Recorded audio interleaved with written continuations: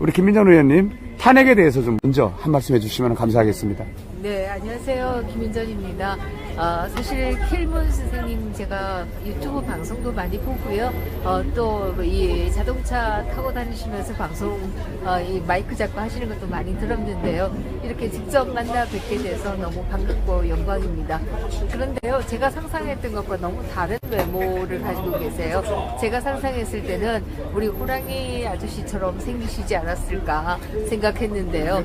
너무 이 부드럽고 너무 어떤 면에서는 좀 아담하게 보이셔서 아주 깜짝 놀랐습니다. 어디서 그런 기차 화통 같은 목소리가 나오는지 아주 놀라울 따름인데요. 어쨌든 오늘 이렇게 만나 뵙게 돼서 반갑고요. 사실 이곳은 바로 헌재 앞입니다. 이 헌재 앞을 경찰이 통제를 하고 있어서 많은 유권자분들을 뵙지 못하는 안타까움이 있습니다.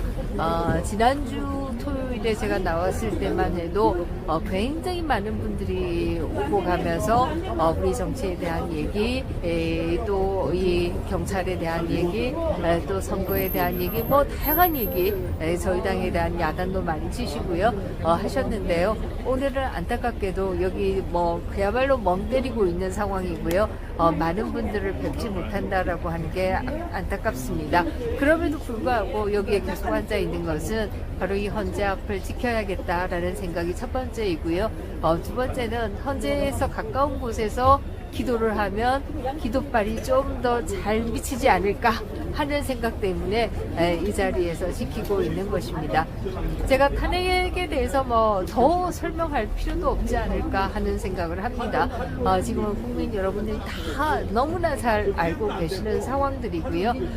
다만 몇 가지 말씀을 드리면 사실 민주주의는 어떻게 무너지는가라고 하는 책에서 민주주의의 붕괴에 대한 조건 중에 하나로 심판의 매수 얘기를 합니다. 심판이 불공정하면 민주주의가 무너진다라고 하는 얘기죠. 그리고 그 심판이라고 하는 것은 사법부나 헌법재판소, 언론 이런 것들이 다 심판에 해당하는 것이다. 이렇게 얘기할 수 있습니다.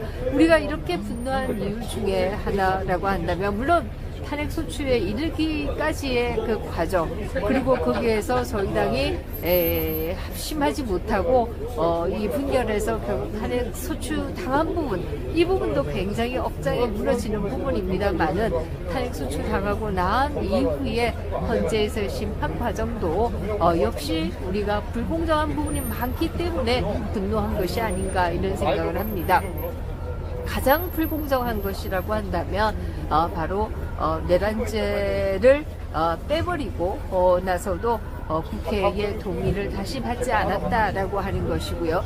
이것도 사실 말이 안 되는데 그 당시에 민주당의 소추위원 등은 헌재 재판관이 빼라고 해서 뺐다라는 식으로 얘기를 했습니다. 만약에 그게 사실이라고 한다면 헌법재판관과 민주당 소추위원들이 유착한 거 아니냐 이런 문제 제기도 할 수 있는데요. 저는 그것이 민주당 의원 소추위원들이 잘못 말한 것이라고 믿고 싶습니다.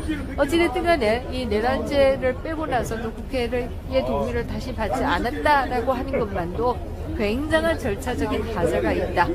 이 절차적인 하자가 있기 때문에 당연히 각하되어야 한다 이런 생각합니다. 그리고 지금은 여러분들 잘 알고 계시다시피 헌법재판소가 심의하는 가운데 있어서 헌재법 32조 특히를 위반했다라고 하는 논란과 더불어서 형사소송법이 개정되고 난 이후에는 이 검찰의 조서도 재판정에 나와서 부인하면은 그것을 쓸 수 없는데 마치 쓸 수 있는 것처럼 한 것도 굉장히 부당한 부분이었다 이런 생각을 합니다. 저는 지금은 이 헌법재판관님들도 이 부분에 대해서 심각성을 상당히 인지하고 계시지 않을까 이런 생각을 하고 있고요. 또 세 번째로 얘기한다라고 하면 소위 내란몰이의 핵심적인 증거와 증언이 오염되었다라고 하는 게 세 번째의 이유입니다. 지금 우리가 김헌태 소장이 당시에 민주당 의원들이 나타나서 이 회유 협박을 했다. 세상이 바뀌었다. 이라고 하면서 회유와 협박을 했다라는 제보를 한 바가 있고요.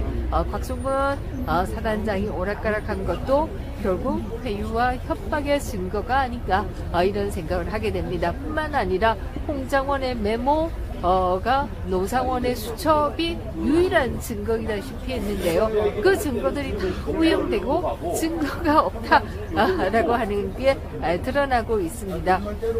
노상원의 수첩은 국가수에서 검증해보니 검증 불가능하다라고 나왔고요. 언론은 그렇게 노상원 수첩의 한 페이지 한 페이지를 다 보도했습니다만은 그것이 누가 썼는지 검증할 수 없다라고 하는 게 국가수의 검증 결과입니다.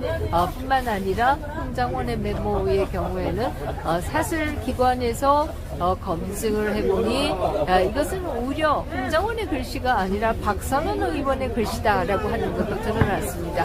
그렇다고 하면 증언과 증거가 다 오염당했다라고 하는 얘기인데요. 이렇게 오염된 증거로 제대로 심의를 할 수 있을까라는 생각을 해볼 수가 있고요. 그런데 이 문영배 재판관이 중심이 되어서 소위 초식의 심의를 했습니다. 그렇다고 하면 정말 제대로 된 심의를 할 수 없었겠다라는 생각을 할 수가 있고요. 그것만 해도 이 각하됨이 마땅하다 이렇게 얘기할 수 있습니다. 네 번째로 말씀드리고 싶은 것은 민주당 의원들이 가장 많이 하는 말이에요. 국회에 군인들이 들어와서 내 유리창을 깼다. 그것만 해도 강해야 된다 이런 얘기를 하는데요. 제가 감히 말씀드리겠습니다. 우리 군인들이 계엄령에 의해서 들어가서 국회의 창문을 깼을지는 모르겠지만 대한민국을 민주당은 때려 부수고 있다 이렇게 얘기할 수 있을 것 같습니다. 누가 더 심각한 문제가 있는가라고 하면은 바로 대한민국을 때려 부수고 있는 민주당이 훨씬 더 심각한 문제가 있다 이렇게 얘기 드릴 수가 있겠죠. 출한에서도 드러나고요. 대통령의 최후 진술에서도 얘기했습니다만은 국방 예산을 어떻게 그렇게 쏙쏙 그렇게 정말 중요한 부분만 잘랐느냐 이런 말씀을 하셨습니다. 전체 몸무게에서 비중은 얼마 안 될지 모르겠지만 마치 누나를 뽑는 것과 똑같이 예산을 잘랐다 이런 얘기도 하셨습니다. 이런 것만 해도 이들이 대한민국을 어떻게 무너뜨리고 있는가라고 하는 게 잘 나타나고 있습니다. 뿐만 아니라 간첩법 전 세계가 요즘은 특히 경제 스파이에 대해서 관심이 고조되고 있고 이걸 막기 위해서 노력하고 있는데 우리는 경제 스파이들을 처벌할 수도 없는 이런 상황들이다라고 하면 이들이 대한민국을 때려 부수고 있는 중이 아닌가 이렇게 볼 수 있을 것 같고요. 그렇다라고 하면 유리창 몇 개 가지고 말할 계제가 아니지 않는가 이렇게 생각합니다. 더욱더 중요한 것은 헌법 77조 1항에서는 대통령에게 계엄 선포권을 주고 있습니다. 대통령에게 주어진 권한이다 이렇게 얘기할 수 있겠죠. 이 대통령의 특권의 얘기로 그동안에 북한에 수십조를 갖다 줘도 수십조가 아니라 수조를 갖다 줘도 처벌당하지 않았습니다. 그렇게 본다라고 하면 이 부분에 대해서는 저는 사법심사의 대상이 되지 않는다. 더더욱이나 설사 대통령의 인식이 잘못되고 계엄의 절차가 잘못되었다라고 하더라도 이미 77조 5항에 의해서 국회가 해제하면은 이미 그 앞 단계는 다 치유가 일어난 것이다 이렇게 생각합니다. 그러므로 사법심사의 대상이 되어서는 안 되고 각하해야 한다 이런 생각합니다. 네, 감사드립니다. 일단